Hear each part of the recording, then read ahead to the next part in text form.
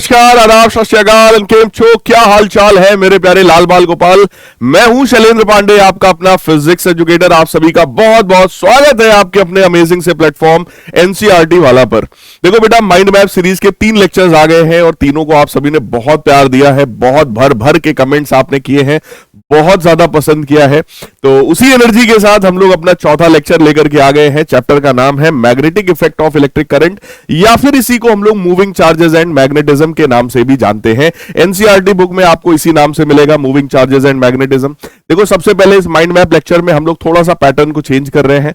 सबसे पहले मैं आपको पूरे चैप्टर का एक जो समरी है, जो माइंड मैप है, वो मैं आपको सिखा दूंगा, और उसके बाद हम लोग इस पर आए हुए जितने भी क्वेश्चंस हैं 2024 के बोर्ड एग्जामिनेशन में, यानी कि जस्ट प्रीवियस ईयर जो भी क्वेश्चन सीबीएसई बोर्ड ने पूछे हैं, वो सारे क्वेश्चंस मैं आपको लाइन से करवाने वाला हूं। क्योंकि बहुत सारे बच्चों ने ऐसा कहा कि सर मैं इस वाले स्टेट बोर्ड का हूं, मैं इस वाले स्टेट बोर्ड का हूं, और मैं चाहता हूं कि आप क्वेश्चंस को बाद में कराएं और कॉन्सेप्ट पूरा एक बार में पूरा पढ़ा दें। तो मैंने कहा ठीक है भाई, ये भी सही है। तो आइए हम लोग स्टार्ट करते हैं अपने आज के इस सेशन को। राइट तो सबसे पहला काम बेटा आप लोगों का यह है कि अगर अभी तक आपने टेलीग्राम चैनल को ज्वाइन नहीं किया है तो अभी तुरंत बेटा टेलीग्राम चैनल को ज्वाइन कर लीजिए, इसको स्कैन करिए, राइट, और आप ज्वाइन हो जाएंगे। या फिर फिजिक्स बाई शैलेंद्र सर ये सर्च कर लोगे टेलीग्राम पर तो भी आप लोग ज्वाइन हो जाओगे। राइट तो आज की क्लास में सबसे पहले हम लोग ओरस्टेड एक्सपेरिमेंट देखेंगे, बार्ट-सेवर्ट लॉ है, एम्पियर सर्किटल लॉ है, force on a moving charges in magnetic field और moving coil galvanometer and its conversion into ammeter and volt meter. ये सारी चीजें हम लोग आज की क्लास में देखने वाले हैं, यानी कि इस पूरे चैप्टर में जो कुछ भी है वो सब हम लोग बेटा आज के इस सेशन में रिवाइज करेंगे। राइट तो यहां पर देखो बात स्टार्ट हो रही है कि magnetic field is associated with electric current flowing through a metallic wire, this is called magnetic effect of a current. यानी कि ओरस्टेड साहब ने यही कहा था कि अगर कोई भी वायर में करंट फ्लो हो रहा है तो उस वायर के आसपास मैग्नेटिक नीडल लाओगे तो उसमें डिफ्लेक्शन होगा, यानी कि उस वायर के आसपास मैग्नेटिक फील्ड पाई जाती है, और इसी को magnetic effect of electric current कहते हैं। इसका मतलब अगर कोई भी चार्ज स्टेशनरी कंडीशन में है तो वो केवल इलेक्ट्रिक फील्ड प्रोड्यूस करता है, लेकिन अगर वो चार्ज एक कांस्टेंट स्पीड से मूव कर रहा है तो वो इलेक्ट्रिक फील्ड के साथ साथ मैग्नेटिक फील्ड भी प्रोड्यूस कर रहा होता है। वही चार्ज अगर एक्सेलरेटेड मोशन में है बेटा तो वो इलेक्ट्रिक फील्ड के साथ मैग्नेटिक फील्ड और उसके भी साथ इलेक्ट्रोमैग्नेटिक रेडिएशन का काम भी कर रहा होता है। राइट तो यहां पर ओरस्टेड साहब की बात कर रहे हैं तो ओरस्टेड ने यही चीज बताया था कि magnetic needle is deflected by the current carrying wire. He concluded that magnetic field is caused by current elements. The unit of magnetic field उन्होंने बताया, मैग्नेटिक फील्ड के यूनिट है भैया टेस्ला, या फिर आप इसी को वेबर पर मीटर स्क्वायर कह सकते हो। वेबर जो होता है वो मैग्नेटिक फ्लक्स का यूनिट होता है। न्यूटन पर एम्पियर मीटर ये भी एक फॉर्मूला होता है ना, force F is equal to IBL sine theta, वहां वाले उस वाले फॉर्मूले से मैग्नेटिक फील्ड का एक यूनिट हो सकता है न्यूटन पर एम्पियर मीटर। ठीक है, और इसका सीजीएस यूनिट होता है गॉस, 1 टेस्ला 10 की पावर 4 गॉस के बराबर होता है। राइट फिर बार्ट-सेवर्ट लॉ की बात कर रहे हैं बेटा। बार्ट-सेवर्ट लॉ हम लोग को सिंपली ये कहता है कि अगर कोई भी एक करंट कैरिंग वायर है और इसमें आई करंट फ्लो हो रहा है तो इस वायर का कोई एक छोटा सा एलिमेंट अगर मैं ले लूं, इस वायर का अगर मैं एक छोटा सा एलिमेंट ले लूं तो उस छोटे से एलिमेंट का डायरेक्शन पहले तो मैं वही मानूंगा जो करंट का डायरेक्शन है। ठीक है, आइडियल वेक्टर। इस छोटे से एलिमेंट की वजह से अगर इसके आसपास यहां कहीं पर कोई एक पॉइंट है, इस पॉइंट पर मैग्नेटिक फील्ड अगर आपको पता करना है तो उसके लिए हम लोग बार्ट-सेवर्ट लॉ का यूज करते हैं। यानी कि Biot Savart law is use for determining magnetic field due to small current carrying element. ठीक है, छोटे से एलिमेंट जिसका लेंथ dl के बराबर है, करंट का डायरेक्शन जो होगा वही डायरेक्शन हम इस एलिमेंट का भी ले लेंगे, इसको करंट एलिमेंट कहा जाता है। इस छोटे से एलिमेंट की वजह से यहां पर मैग्नेटिक फील्ड की वैल्यू अगर निकाली जाएगी तो वो भी ऑब्वियस है, बहुत ही छोटी सी होगी, और उस मैग्नेटिक फील्ड की वैल्यू को बार्ट-सेवर्ट साहब ने कहा कि भाई मैग्नेटिक फील्ड की वैल्यू है μ0/4π IDL sin थीटा बटे R स्क्वायर। ठीक है, यहां पर I करंट है, DL जो है छोटा सा एलिमेंट का लेंथ है, और साइन थीटा में ये जो थीटा है ये ध्यान देने वाली बात है, theta is the angle between the element and the line joining element to the point. जिस पॉइंट पर मैग्नेटिक फील्ड निकालनी है, एलिमेंट को जब उस पॉइंट से आप ज्वाइन करते हो तो ये वाली लाइन और ये एलिमेंट, इन दोनों के बीच का एंगल थीटा होता है। इस बात को अपने दिमाग में एकदम सेट कर लीजिए, क्योंकि न्यूमेरिकल्स में इस चीज में बच्चे बड़ी गड़बड़ी करते हैं, वो थीटा को समझ नहीं पाते थीटा क्या है। राइट तो यहां पे ध्यान दो, इस डायग्राम में साफ साफ दिख रहा है कि थीटा कौन सा एंगल है। उसके बाद बेटा मैग्नेटिक फील्ड का अगर डायरेक्शन निकालने की बात आएगी तो मैग्नेटिक फील्ड की डायरेक्शन के लिए मैं तुम्हें सिर्फ एक रूल सिखा रहा हूं, that is right hand palm rule number 1। Right hand palm rule number 1 ये कहता है कि भाई थंब जो है वो करंट की डायरेक्शन में होगा। ये चारों फिंगर्स को उस तरफ दिखाओ जहां पर, जिस तरफ वो पॉइंट है जहां मैग्नेटिक फील्ड निकालना है। तो पॉइंट तो भैया राइट साइड में है ना, तो मैं इसको ऐसे लगाऊंगा, चेक करो, थंब जो है करंट की डायरेक्शन में, फिंगर्स उस तरफ है जहां पर पॉइंट है। Now perpendicular from this palm will provide the direction of magnetic field. तो परपेंडिकुलर फ्रॉम द पाम जो है वो अंदर की तरफ आएगा, और अंदर की तरफ जो मैग्नेटिक फील्ड होती है बेटा उसको क्रॉस से डिनोट करते हैं, यानी इस वाले पॉइंट पर मैग्नेटिक फील्ड अंदर की तरफ है। सिमिलरली अगर कोई पॉइंट यहां पर होता तो यहां पर जो मैग्नेटिक फील्ड होती वो बाहर की तरफ हो जाती, आउटवर्ड डायरेक्शन में, लाइक दिस। हम इस तरीके से लगाते, चेक करो, करंट जो है वो थंब रिप्रेजेंट कर रहा है, फिंगर्स उस तरफ है जिधर पॉइंट है। Now perpendicular from the palm, वो बाहर की तरफ होता, आउटवर्ड डायरेक्शन को डॉट से दिखाते हैं, इनवर्ड डायरेक्शन को क्रॉस से दिखाते हैं। इसी बायट-सेवर्ट लॉ को बेटा अगर वेक्टर फॉर्म में आपसे कहा जाए लिखने को, तो वेक्टर फॉर्म में हम लोग इसको लिखेंगे mu naught upon 4 pi I DL vector cross R vector divided by R cube. Right, ये फॉर्मूले को ध्यान से देख लो, यही इसका वेक्टर फॉर्म है अगर कभी आपसे कहा जाए लिखने को। ठीक है, म्यू नॉट जो है उसको permeability of the free space या वैक्यूम कहते हैं, और म्यू नॉट की वैल्यू होती है 4 पाई इंटू 10 की power -7 weber per ampere metre. फिर उसके बाद बेटा सीधे सीधे डेरिवेशन से स्टार्ट हो जाते हैं कि अगर कोई भी एक करंट कैरिंग कॉइल है तो उस कॉइल की वजह से उसकी एक्सिस पर किसी पॉइंट पर अगर मैग्नेटिक फील्ड निकालनी है तो मैग्नेटिक फील्ड कैसे मिलेगी। देखो ये एक कॉइल है, इस तरीके का कॉइल है, इस कॉइल की एक्सिस पर यहां कहीं पर एक पॉइंट P है। इस P पॉइंट पर जब हम लोगों ने देखा मैग्नेटिक फील्ड का डायरेक्शन क्या है, तो मैग्नेटिक फील्ड का डायरेक्शन है इससे बाहर की तरफ, इससे बाहर की तरफ। राइट, लेकिन उसके लिए करंट की डायरेक्शन को आपको बहुत सावधानी से समझना पड़ेगा। करंट का डायरेक्शन यहां पर ऐसा है, करंट का डायरेक्शन यहां पर ऐसा है, राइट, इस तरीके का है, मतलब इधर से जब देखोगे तो करंट का डायरेक्शन इस तरीके का है, तब जाकर मैग्नेटिक फील्ड जो है वो उस डायरेक्शन में दिखाई पड़ रही है। फिलहाल उस मैग्नेटिक फील्ड का फॉर्मूला होता है mu naught by 2 NIA square upon A square plus X square की होल पावर 3/2, जहां पर A क्या है उस रिंग का रेडियस है और X क्या है उसके सेंटर से पॉइंट की डिस्टेंस है। इस बात को ध्यान रखना, ये फॉर्मूला इंपॉर्टेंट है बेटा। इसका डेरिवेशन वाला जो पार्ट है वो भी हमारा बहुत इंपॉर्टेंट है, आपको इसका डेरिवेशन भी आना चाहिए।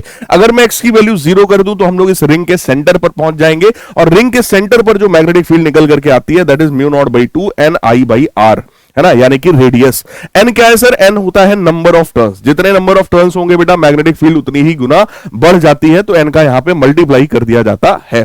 फिर यहां पर आपसे कह रहे हैं कि in general the field produced in circular arc subtending an angle theta, यानी कि अगर कभी ऐसा सीन हो जाए कि भाई इस तरीके का कोई आर्क है और ये आर्क अपने सेंटर पर कुछ थीटा एंगल सबटेंड कर रहा है, कुछ थीटा एंगल अपने सेंटर पर बना रहा है, इसमें आई करंट फ्लो हो रहा है, बताओ इसकी वजह से यहां पर मैग्नेटिक फील्ड कितनी है। तो बेटा इसके लिए आप लोग सीधे सीधे फॉर्मूला यूज करना, mu naught upon 4 pi I upon A times theta, जहां पर ए क्या है, ए इसका रेडियस है, ए इसका रेडियस है, राइट, थीटा ये वाला एंगल है, और याद रखना इस एंगल को आपको रेडियंस में रखना है, यानी pi by 2, pi by 3, pi by 4, कुछ इस तरीके से पाई के टर्म्स में आपको रखना है। फिलहाल अगर कोई पूछे डायरेक्शन क्या है मैग्नेटिक फील्ड का, तो देखो इस तरह का अगर एलिमेंट है तो मैग्नेटिक फील्ड देखो अंदर की तरफ आएगा, मैग्नेटिक फील्ड चेक कर लो अंदर की तरफ आएगा। इस चीज का प्रैक्टिस जरूर करते चलना, मतलब ये मैग्नेटिक फील्ड का डायरेक्शन आपको खुद निकालना आना चाहिए।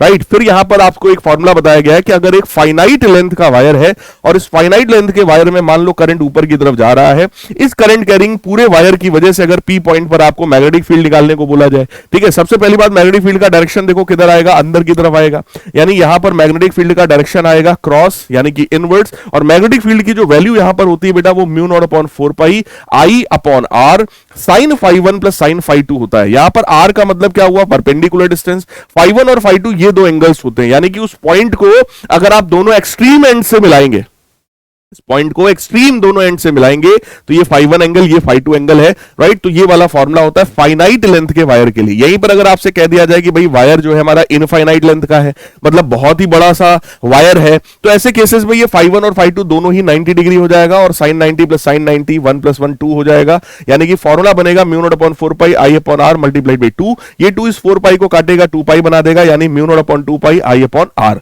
ये फॉर्मूला हम लोग यहां पर यूज करेंगे। फिर कह रहा है कि अगर एक पॉइंट जो है वो लॉन्ग वायर के तरफ है, यानी कि जहां पर मैग्नेटिक फील्ड निकालनी है ये इसके इस वाले एंड पर है, जबकि इधर की तरफ इसका लेंथ बहुत ज्यादा है, तो बेटा ऐसे में फाई 1 एंगल 0 हो जाएगा और फाई 2 एंगल 90 डिग्री हो जाएगा। ठीक है, जैसे ये दोनों वैल्यूज को हम लोग यहां पे रखेंगे तो ये निकल करके आएगा mu naught upon 4 pi I upon R के बराबर।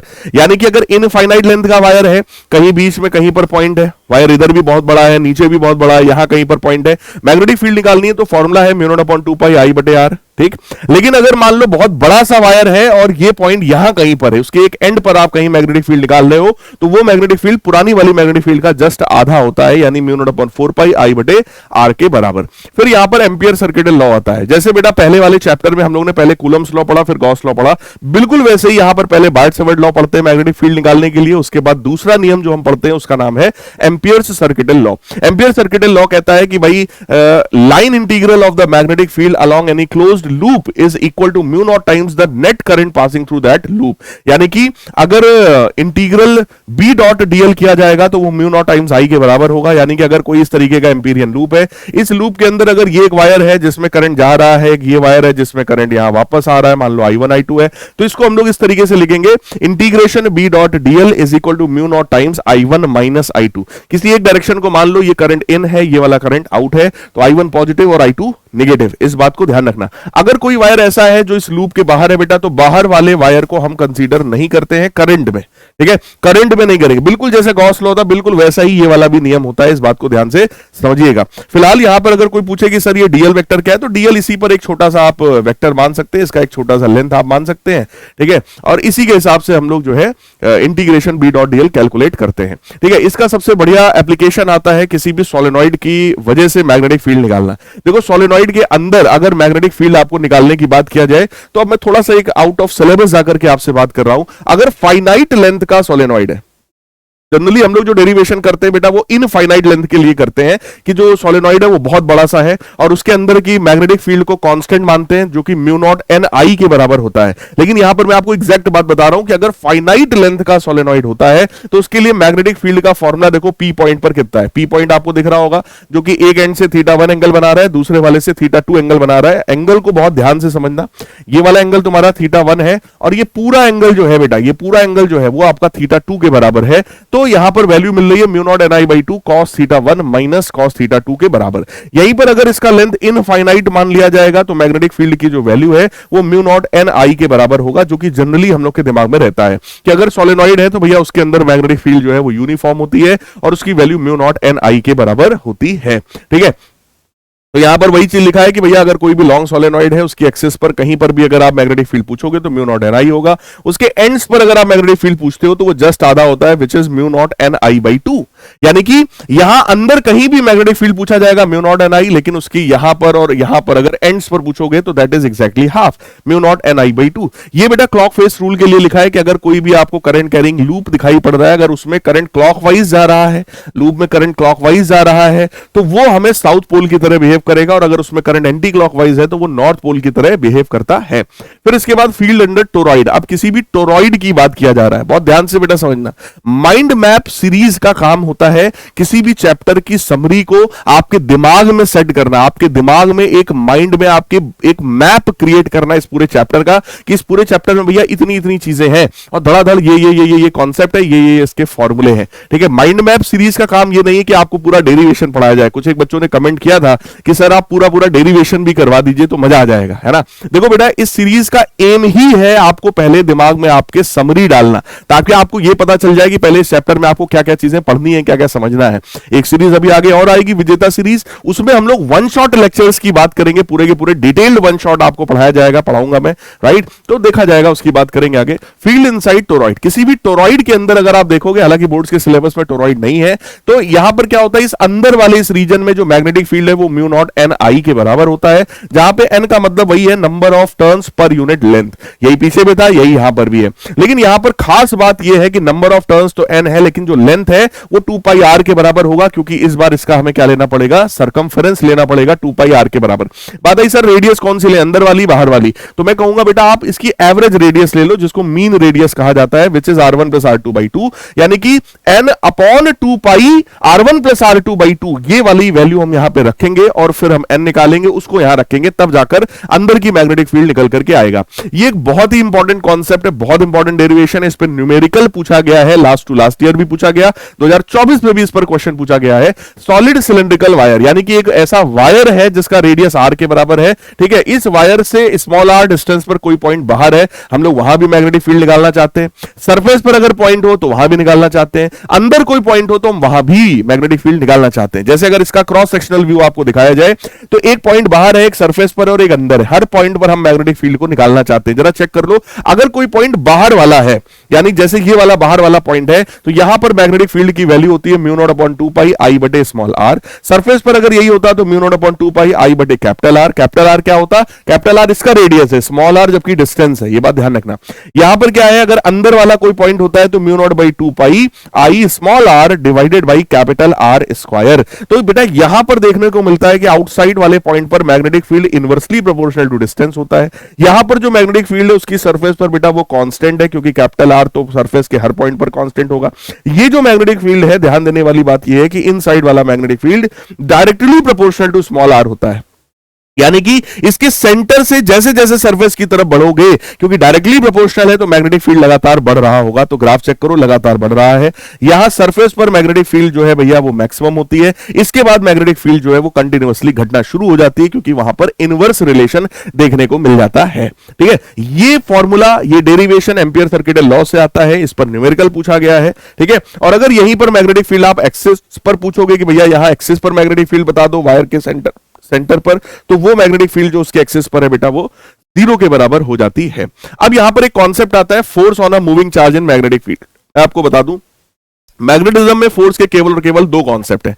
अगर कोई भी चार्ज मैग्नेटिक फील्ड में मूव कर रहा है तो उसके ऊपर फोर्स लगेगा, या फिर अगर कोई current carrying conductor magnetic field में रखा है तो भी उसके ऊपर बेटा फोर्स लगेगा, राइट। तो यहां पर वही चीज लिखा हुआ है कि अगर कोई भी चार्ज मूविंग कंडीशन में होता है तो उसके ऊपर फोर्स की वैल्यू होती है Q times V vector cross B vector, velocity vector cross magnetic field vector. या इसी को अगर ओपन करके पूरा फॉर्मूला लिख दें तो QVB sin थीटा इसका फॉर्मूला होता है, ठीक है। फोर्स का डायरेक्शन निकालने के लिए फ्लेमिंग साहब का लेफ्ट हैंड रूल है जिसको हम लोग यूज करते हैं। फ्लेमिंग का लेफ्ट हैंड रूल अपने लेफ्ट हैंड से हम लोग लगाएंगे।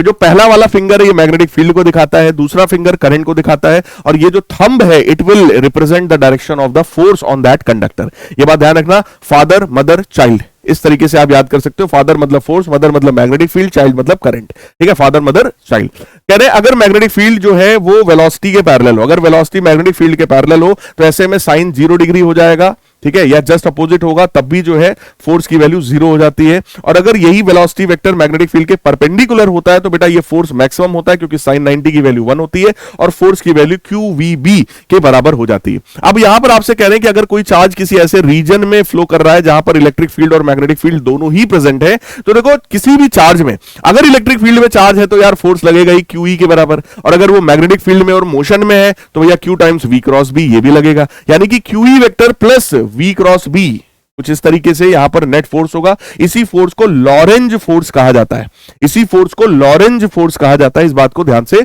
समझ लीजिएगा, राइट। अब यहां पर path of a charge particle in magnetic field बता रहे हैं। देखो मैग्नेटिक फील्ड में कोई भी चार्ज पार्टिकल 3 तरीके से मूव करता है अगर यूनिफॉर्म मैग्नेटिक फील्ड है तो। सबसे पहला यह है कि अगर वो चार्ज मैग्नेटिक फील्ड की डायरेक्शन में या उसके जस्ट अपोजिट डायरेक्शन में मूव कर रहा है तो उसके ऊपर जो फोर्स होता है बेटा वो 0 होता है, और फोर्स 0 होने की वजह से एक्सेलरेशन 0 है, वेलोसिटी कांस्टेंट है, इसलिए वो जो चार्ज है हमारा वो स्ट्रेट लाइन पाथ पे मूव करता है। और मैं यहां लिख देना चाहता हूं इस कंडीशन में फोर्स भी 0 है उसके ऊपर, एक्सेलरेशन भी 0 है उसके ऊपर, और उसकी जो वेलोसिटी है बेटा वो कांस्टेंट हो जाती है। यानी अगर कोई भी चार्ज मैग्नेटिक फील्ड की डायरेक्शन में या उसके जस्ट अपोजिट डायरेक्शन में आता है तो उसकी वेलोसिटी कांस्टेंट स्ट्रेट लाइन में वो मूव करेगा।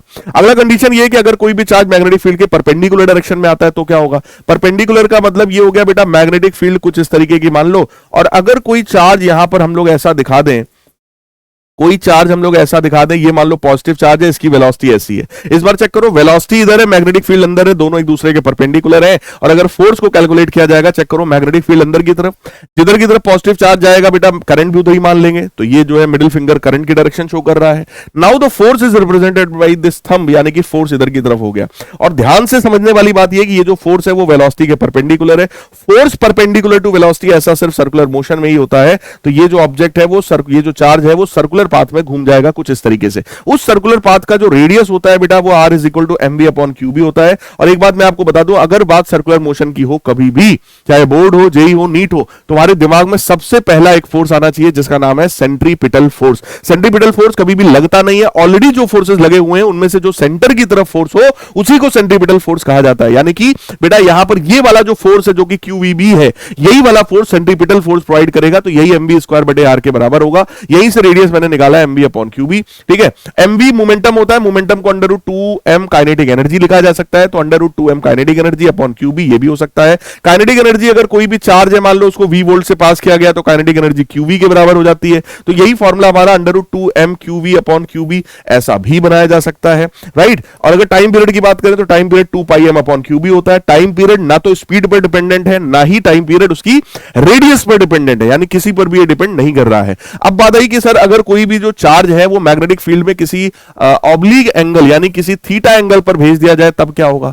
तो भैया यहां पर सीन देखो कुछ इस तरीके का है, ये एक्स वाई जेड तीनों डायरेक्शंस है। मैग्नेटिक फील्ड हमारा कुछ इस तरीके का है, मैग्नेटिक फील्ड हमारा कुछ इस तरीके का है, और इस मैग्नेटिक फील्ड में हम लोगों ने क्या किया, कोई चार्ज हमारे पास था जो कि चार्ज हमारा ओरिजिन पर था यहां कहीं पर, इसको मैंने v वेलोसिटी दे दिया like this, making an angle theta with the magnetic field. अब इस वेलोसिटी के बेटा दो कंपोनेंट हो गए, ये जो v cos थीटा ये मैग्नेटिक फील्ड की डायरेक्शन में, तो इसकी वजह से वेलोसिटी कांस्टेंट होगी और स्ट्रेट लाइन पाथ होगा। जबकि एक वेलोसिटी का कंपोनेंट हो गया v sin थीटा, ये मैग्नेटिक फील्ड के देखो परपेंडिकुलर है, इसकी वजह से सर्कुलर पाथ होगा। यानी कि ओवरऑल ये जो चार्ज है वो circular motion plus straight line motion में मूव करेगा। इस तरह के पाथ को बेटा हेलिकल मोशन कहा जाता है, हेलिक्स कहा जाता है। तो ये जो चार्ज है वो हेलिकल पाथ पर मूव कर रहा होगा। रेडियस की वैल्यू कोई पूछे तो r is equal to mv sin theta बटे QB होगी। ठीक है, ये बात ध्यान रखना, हमेशा actually mv sin theta use करना जरूरी नहीं है, यहां पर हमें वो वेलोसिटी चाहिए जो मैग्नेटिक फील्ड के परपेंडिकुलर हो।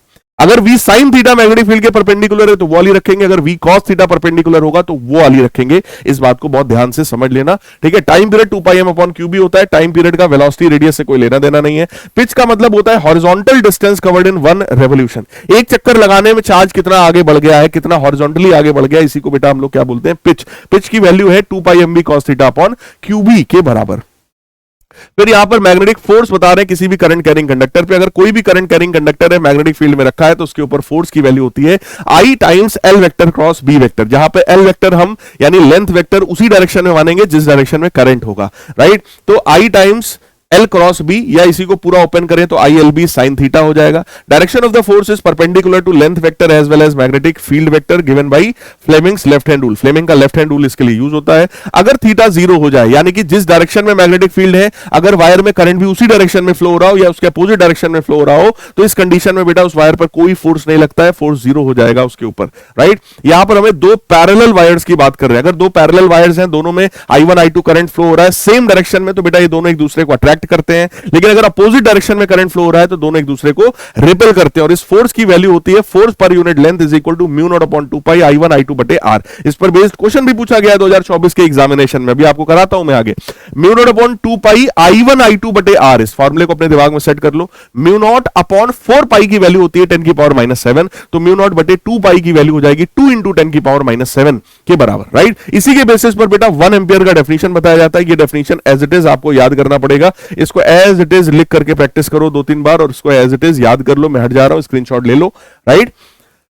फिर बात आई sir torque experience by a current carrying loop placed in a magnetic field. अगर बेटा मैग्नेटिक फील्ड के अंदर कोई एक करंट कैरिंग लूप रखा जाता है तो उस लूप के ऊपर फोर्सेस लगते हैं, एक फोर्स पता चला अंदर लगेगा, एक बाहर की तरफ लगेगा, दोनों फोर्सेस मिलकर के इस लूप को क्या करेंगे, रोटेट कराने की कोशिश करेंगे, तो इसके ऊपर एक कपल जनरेट हो जाएगा टॉर्क। उस टॉर्क का फॉर्मूला होता है NI times A vector cross B vector, जहां पे A उसका एरिया है, B मैग्नेटिक फील्ड है ना। तो इसका फॉर्मूला हो गया टाउ बराबर NIAB sin थीटा के बराबर। इसी NIA को मैग्नेटिक मूवमेंट भी कहा जाता है लूप का, जिसको हम लोग NIA वेक्टर देखो लिखा हुआ है तो M वेक्टर से डिनोट कर सकते हैं। तो टॉर्क का फॉर्मूला बेटे दो फॉर्मूले हो गए हमारे पास, सबसे पहला है MB sin थीटा या फिर NIAB sin थीटा।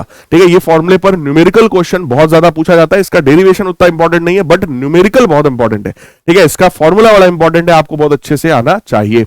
फिर यहां पर potential energy of a current carrying loop in magnetic field बता रहे हैं, तो पोटेंशियल एनर्जी का फॉर्मूला देखो बिल्कुल वैसे ही है जैसे डाइपोल के केस में होता है, माइनस का MB sine MB cos theta, जैसे वहां माइनस का पीई कॉस थीटा होता है वैसे ही यहां पे माइनस का एमबी कॉस थीटा होता है। अगर ये एंगल 0 हो जाए तो पोटेंशियल एनर्जी जो है वो माइनस एमबी होगा यानी कि स्टेबल इक्विलिब्रियम। अगर ये एंगल 180 डिग्री हो जाएगा तो पोटेंशियल एनर्जी प्लस एमबी होगा यानी अनस्टेबल इक्विलिब्रियम। अगर ये एंगल 90 डिग्री हो जाएगा तो पोटेंशियल एनर्जी 0 हो जाएगी इसकी, ठीक है, पोटेंशियल एनर्जी इसकी 0 हो जाएगी। अब बात आई मूविंग कॉइल गैल्वेनोमीटर क्या होता है। मूविंग कॉइल गैल्वेनोमीटर सिंपल सा बिल्कुल मोटर की तरह बिहेव करता है कि भैया ये मैग्नेट के 2 पोल्स हो गए, इसके बीच में एक करंट कैरिंग कॉइल हम लोग ने रखा हुआ है। अब इस कॉइल में जैसे ही करंट आप फ्लो करवाते हो तो होता क्या है, इस कॉइल के ऊपर टॉर्क आता है, टॉर्क की वजह से ये कॉइल घूमता है। जब ये कॉइल घूमेगा तो कॉइल से जुड़ा हुआ है जो पॉइंटर है, ये पॉइंटर भी जुड़ेगा, घूमेगा। पॉइंटर जब घूमेगा तो कुछ ना कुछ रीडिंग वो वहां पर शो कर देगा। यही काम होता है किसी भी गैल्वेनोमीटर का, यानी गैल्वेनोमीटर का मेन काम क्या है कि करंट है या नहीं है, इस चीज को चेक करने का काम कोई भी गैल्वेनोमीटर करता है। अब किसी भी गैल्वेनोमीटर में होता क्या है, देखो 2 तरीके के टॉर्क यहां पर आ जाते हैं। एक टॉर्क जो आया है वो करंट की वजह से आया है, जिसको आप डिफ्लेक्टिंग टॉर्क बोलते हो, जो कि NIAB के बराबर है, ठीक है। यहां पे थीटा को हमेशा 90 डिग्री कर दिया जाता है ताकि NIAB साइन थीटा वाला टर्म ही खत्म हो जाए। जब साइन 90 हो जाएगा तो वो 1 हो जाएगा बेटा, है ना। सॉरी, तो यहां पर जो मैग्नेटिक फील्ड होती है ना वो रेडियल मैग्नेटिक फील्ड कर दी जाती है। रेडियल मैग्नेटिक फील्ड यानी कि इधर से निकलेगी अंदर की तरफ, अंदर की तरफ, अंदर की तरफ, अंदर की तरफ, यहां से निकलेगी साउथ की तरफ, ठीक है। कुछ इस तरीके का बेटा मैग्नेटिक फील्ड हो जाता है। 2 तरीके के टॉर्क हो गए, एक हो गया डिफ्लेक्टिंग टॉर्क जो उसको घुमा रहा है, और एक होता है रीस्टोरिंग टॉर्क जो इसको वापस अपनी पोजीशन में लाता है, जो कि के थीटा के बराबर है, जहां पे के होता है टॉर्शनल कांस्टेंट। तो अगर ये NIAB हमारा जो है के थीटा के बराबर हो जाए, जो कि इक्विलिब्रियम कंडीशन में होगा, तो यहां पर एक थीटा यानी डिफ्लेक्शन की वैल्यू मिल जाएगी NBA अपॉन के टाइम्स करंट, ठीक है। तो ये पता चला कि भैया जो गैल्वेनोमीटर में जो डिफ्लेक्शन होता है वो डायरेक्टली प्रोपोर्शनल टू करंट होता है। यही इसके कैलिब्रेशन का मेन कारण है कि जैसे जैसे इसमें करंट बढ़ेगा वैसे वैसे इस कॉइल का जो डिफ्लेक्शन है, पॉइंटर का जो डिफ्लेक्शन है, वो डिफ्लेक्शन भी बढ़ रहा होगा, ठीक है। अब यहां छोटी छोटी चीजें आ जाती हैं। सबसे पहला figure of merit of the galvanometer, या इसी को गैल्वेनोमीटर कांस्टेंट भी कहते हैं, दैट इज इक्वल टू के upon NBA। K upon NBA, इसी को बेटा गैल्वेनोमीटर कांस्टेंट के नाम से जानते हैं। फिर सेंसिटिविटी ऑफ गैल्वेनोमीटर का सिंपल सा मतलब है कि गैल्वेनोमीटर में अगर जरा सा करंट भेजा जाए और वो बड़ा सा डिफ्लेक्शन शो करे तो हम लोग बोलेंगे कि भाई गैल्वेनोमीटर बहुत ज्यादा हमारा सेंसिटिव है। या फिर उसमें बहुत थोड़ा सा पोटेंशियल डिफरेंस दिया जाए और वो बहुत ज्यादा डिफ्लेक्शन शो करे तो भी हम लोग यही बोलेंगे कि भाई बहुत ही ज्यादा सेंसिटिव है। तो सेंसिटिविटी बेटा 2 तरीके की हो गई, करंट सेंसिटिविटी और वोल्टेज सेंसिटिविटी। करंट सेंसिटिविटी जो होती है उसका फॉर्मूला है डिफ्लेक्शन पर यूनिट करंट यानी कि NBA अपॉन के। वोल्टेज सेंसिटिविटी का फॉर्मूला होता है NBA अपॉन KR के बराबर। कई बार बच्चों को ऐसा लगता है कि अगर मैं करंट सेंसिटिविटी बढ़ाऊंगा तो वोल्टेज सेंसिटिविटी भी बढ़ जाएगा, लेकिन ऐसा कई बार नहीं होता है। क्यों नहीं होता है? क्योंकि अगर तुम करंट सेंसिटिविटी बढ़ाते हो तो उसको बढ़ाने का सबसे बढ़िया तरीका है कि नंबर ऑफ टर्न्स बढ़ा दो, क्योंकि यही आसान है। नंबर ऑफ टर्न्स आप कॉइल में बढ़ा दीजिए। नंबर ऑफ टर्न्स बढ़ाने से होता क्या है बेटा, रेजिस्टेंस भी बढ़ जाता है। तो ये जो रेशियो है ना N/R का, वो N/R का रेशियो कांस्टेंट हो जाता है। जैसे जैसे नंबर ऑफ टर्न्स बढ़ाओगे वैसे वैसे रेजिस्टेंस भी जो है उसका बढ़ता चला जाता है। यानी कि करंट सेंसिटिविटी के बढ़ जाने पर भी वोल्टेज सेंसिटिविटी हो सकता है ना बढ़े, हो सकता है ना बढ़े, क्योंकि अगर N बढ़ेगा तो ये जो रेजिस्टेंस है गैल्वेनोमीटर का बेटा, वो रेजिस्टेंस भी वहां पर बढ़ जाएगा, राइट। अब हमें यहां पे सिखा रहे हैं कि गैल्वेनोमीटर को भैया एमीटर में कैसे कन्वर्ट करते हैं। देखो गैल्वेनोमीटर को एमीटर में कन्वर्ट करने के लिए बड़ा सिंपल सा फंडा होता है। उस गैल्वेनोमीटर के साथ पैरेलल में एक बहुत ही छोटा सा रेजिस्टेंस लगाते हैं जिसका नाम शंट रेजिस्टेंस होता है। गैल्वेनोमीटर के साथ शंट को पैरेलल में लगाते हो, क्योंकि पैरेलल में कनेक्टेड है तो दोनों के अक्रॉस जो पोटेंशियल डिफरेंस होगा बेटा वो सेम होगा। अगर यहां देखा जाए पूरे इस एमीटर में जो करंट जाएगा वो I के बराबर है। गैल्वेनोमीटर में जाने वाला करंट IG अगर मान ले तो शंट में जाने वाला करंट हो जाएगा I माइनस IG के बराबर। इन दोनों के अक्रॉस जो पोटेंशियल डिफरेंस है वो आपस में बराबर होगा, यानी कि IG इंटू G बराबर I minus IG into S। यहां से एक फॉर्मूला निकल आया शंट रेजिस्टेंस का, जो कि ये वाला फॉर्मूला है। दूसरा एक फॉर्मूला और हो सकता है कि भाई दोनों पैरेलल में है तो आपसे पूछा जा सकता है कि एमीटर का रेजिस्टेंस बता दो, तो पैरेलल वाला फॉर्मूला लग जाएगा 1 upon resistance of ammeter is equal to 1 upon resistance of galvanometer plus 1 upon resistance of shunt.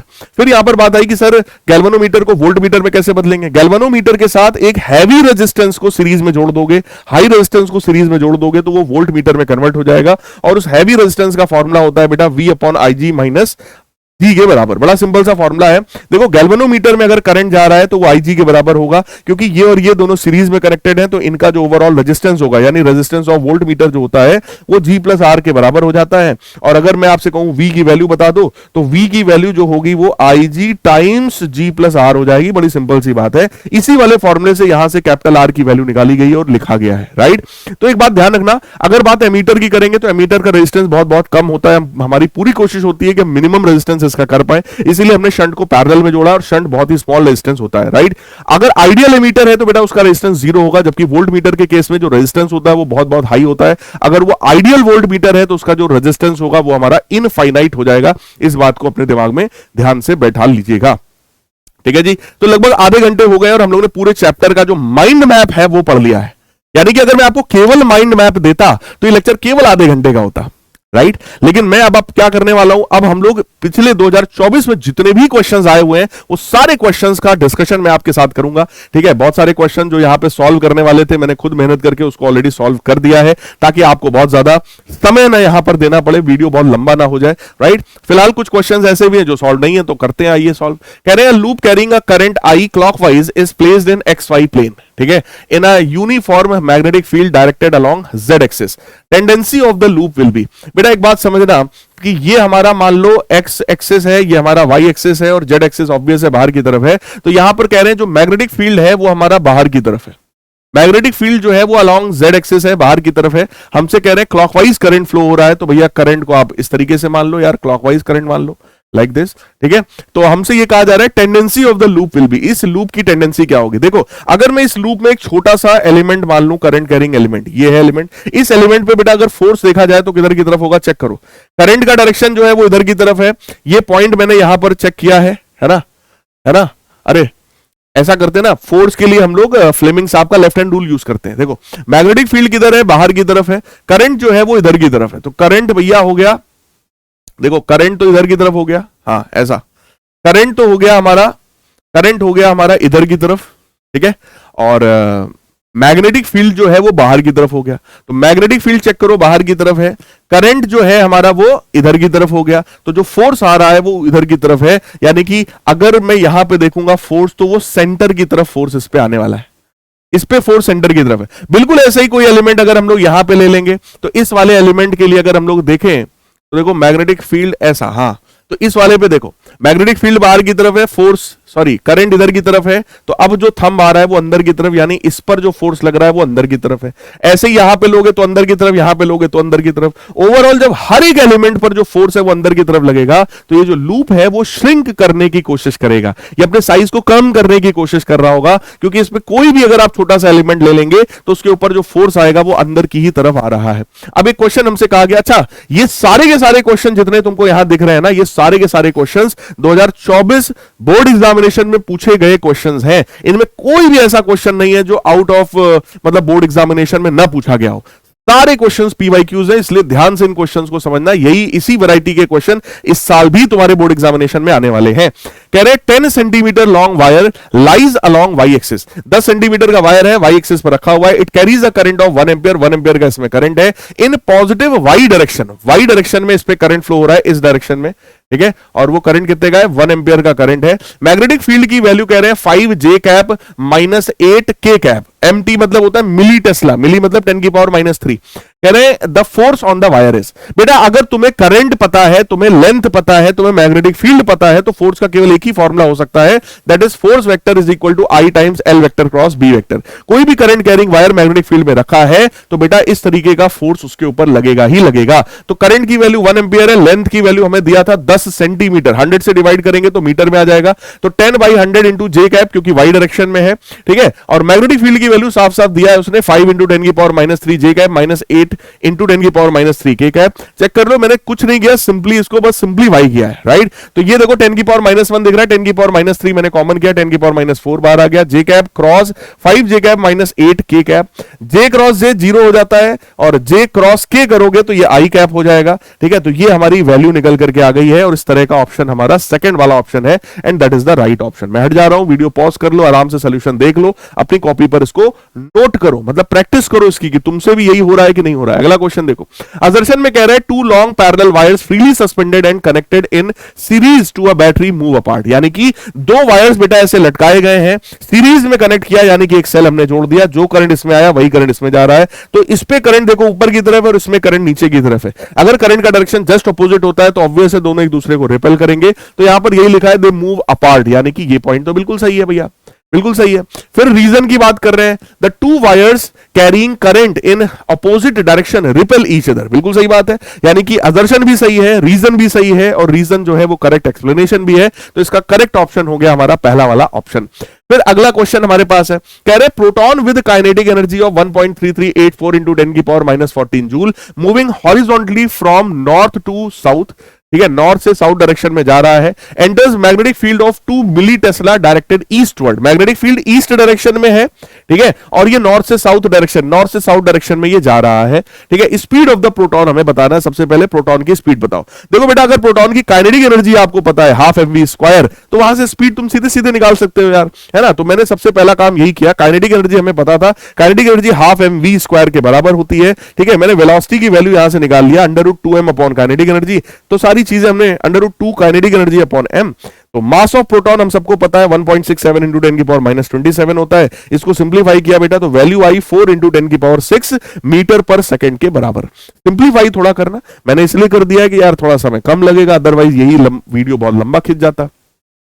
Magnitude of the acceleration of the proton, अगर आपको एक्सेलरेशन निकालना है तो कैसे आएगा, देखो अगर कोई भी प्रोटॉन मैग्नेटिक फील्ड में परपेंडिकुलरली मूव कर रहा है तो बेटा उसके ऊपर फोर्स लगेगा ना, QVB sin 90 के बराबर, ठीक है, sin 90 1 होता है, तो फोर्स हो गया QVB के बराबर, यही फोर्स मास इंटू एक्सेलरेशन के बराबर होगा। यहां से एक्सेलरेशन मैंने निकाल लिया QVB by m के बराबर, तो इसको हम लोगों ने सॉल्व कर लिया। अच्छा, क्वेश्चन में हम लोग को Q by m की वैल्यू पहले से दिया है, प्रोटॉन के लिए Q by m उन्होंने पहले से दे रखा है, तो वो वैल्यू हमने पहले से Q by m की वैल्यू रख दिया उठाकर, इसको सिंप्लीफाई किया है, तो ये हमारा एक्सेलरेशन निकल करके आ गया। फिर कह रहे हैं the radius of the path traced by the proton, देखो अगर कोई भी प्रोटॉन मैग्नेटिक फील्ड में परपेंडिकुलरली मूव करता है तो उसका पाथ सर्कुलर होता है, रेडियस की वैल्यू r बराबर mv अपॉन qb, तो बेटा mv अपॉन qb सारी चीजें हमें पता है, मास भी पता है, वेलोसिटी पता है, qb पता है, सब पता है, ठीक है। वेलोसिटी की वैल्यू रखा, मास को नीचे भेज दिया क्योंकि क्वेश्चन में q by m हमें डायरेक्ट गिवन है, Q by m हमें क्वेश्चन में देखो डायरेक्ट गिवन है, तो ये वैल्यू हमने एज इट इज उठा के रखी, सिंप्लीफाई किया तो रेडियस की वैल्यू 20 मीटर निकल करके आ गई। मैं फिर से हट रहा हूं, वीडियो को पॉज करो और आराम से देखो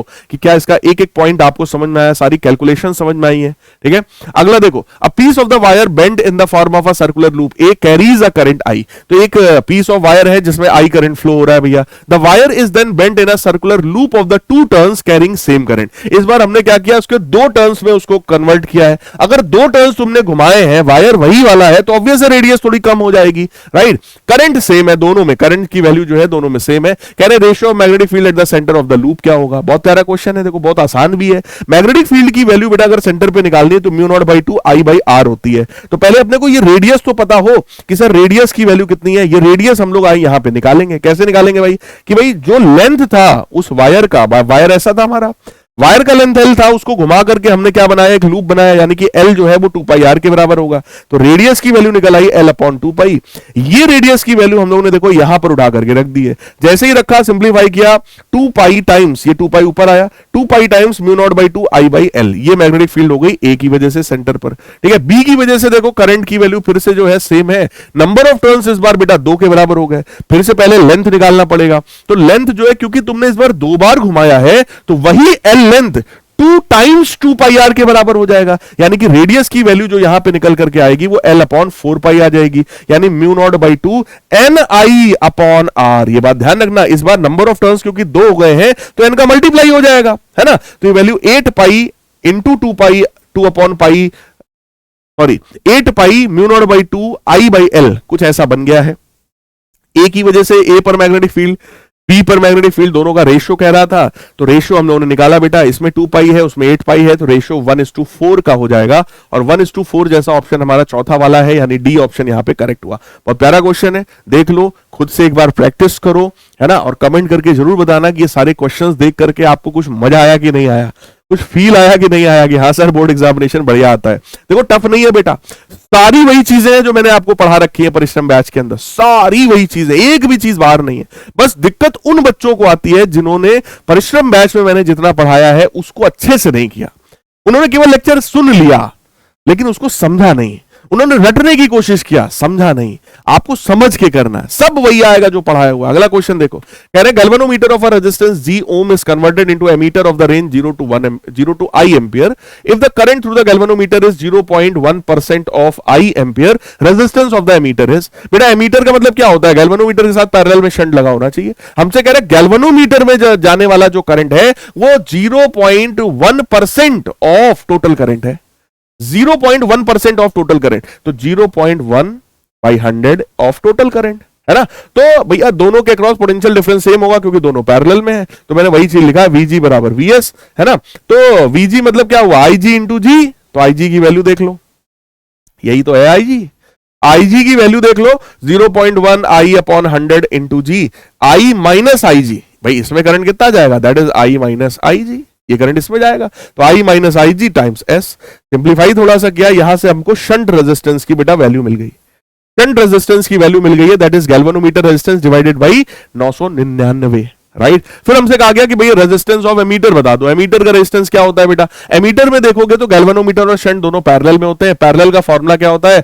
1 upon resistance of the ammeter is equal to 1 upon galvanometer का resistance plus 1 upon shunt resistance. इसी में एलसीएम वगैरह लोगे तो यही फॉर्मूला ऐसा भी बन जाता है, R1 R2 upon R1 plus R2। तो वही वाला फॉर्मूला हम लोगों ने यहाँ पे यूज किया, G इंटू एस अपॉन जी प्लस एस। जैसे ही हमने शंट रेजिस्टेंस की वैल्यू यहां पर उठा के डाला है, ये सॉल्व करने पर रेजिस्टेंस ऑफ एमीटर निकल करके आया गैल्वेनोमीटर डिवाइडेड बाई 1000, यानी कि G by 1000 ohm. That is the right answer. Galvanometer का हमें, सॉरी एमीटर का हमें रेजिस्टेंस निकालना था, तो वो हमने इस तरीके से कुछ निकाल के रख दिया है। ठीक है जी। अगला देखो क्वेश्चन क्या है, कह रहे two charge particle P and Q each having charge small q but masses m1 and m2 are accelerated through same potential difference.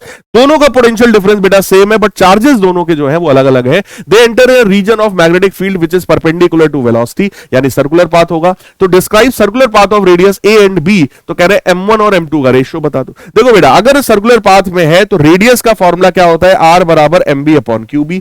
mb को हम लोग क्या लिख सकते हैं? Under root 2m kinetic energy. Kinetic energy की वैल्यू qv के बराबर होती है। तो ये मैंने सबसे पहले आपको फॉर्मूला याद दिलाया, ये फॉर्मूला पीछे भी हम लोगों ने लिखा था, राइट। अब क्योंकि दोनों के लिए कह रहे हैं सेम चार्जेस हैं, दोनों का सेम चार्ज है, मासेस दोनों के अलग अलग हैं, तो बेटा चार्ज तो सेम हो गया, मासेस दोनों के जो है वो अलग अलग हैं। तो ये हमने उठा करके रखा, भाई पहले का रेडियस a था, that is equal to under root 2m1 qv, potential भी सेम है, चार्ज भी सेम है, ये भी Q भी सेम है, B भी सेम है। ठीक है, दूसरे के लिए देखा तो B is equal to under root 2m2 QV upon QB, क्योंकि चार्ज, पोटेंशियल, मैग्नेटिक फील्ड ये सारी चीजें सेम है, केवल क्या डिफरेंस है? मासेस वहां पे अलग अलग है। जैसे ही इस इक्वेशन और इस इक्वेशन को डिवाइड किया, A upon B is equal to under root m1 upon m2, तो m1 अपॉन m2 की वैल्यू मिल गई A अपॉन B का होल स्क्वायर, यानी कि C वाला ऑप्शन, थर्ड वाला ऑप्शन हमारा बिल्कुल सही ऑप्शन हो गया। देख लो बहुत प्यारा क्वेश्चन है, सारे क्वेश्चंस वही हैं जो 2024 में बोर्ड एग्जामिनेशन में बेटा पूछे गए थे। Circular coil with a cross sectional area 0.2 centimetre square carries a current of 4 ampere. ठीक है, एरिया हमें पता है बेटा, करंट हमें पता है। कह रहे हैं it is kept in a uniform magnetic field of 0.5 tesla normal to the plane of the coil, calculate net force on the coil.